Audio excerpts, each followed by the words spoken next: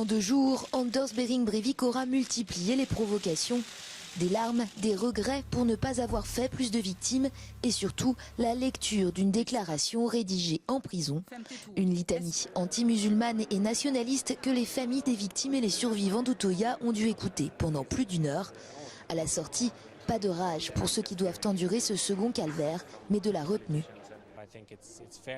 Je pense qu'il est juste qu'ils puissent développer un peu ce qu'ils pensent. Durant les premiers jours du procès, les survivants et les familles ont dû en plus affronter les quelques 800 journalistes accrédités.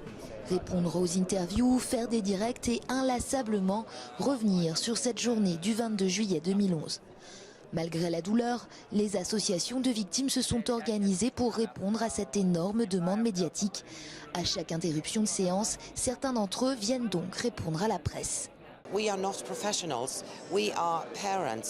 ne sommes pas des professionnels, nous sommes des parents qui ont perdu leurs enfants ou qui ont des enfants qui ont survécu. Et nous devons nous y mettre pour essayer d'aider nos membres. Ils n'ont pas à parler aux journalistes, sauf s'ils le désirent. Mais je trouve que les médias se sont comportés de manière correcte.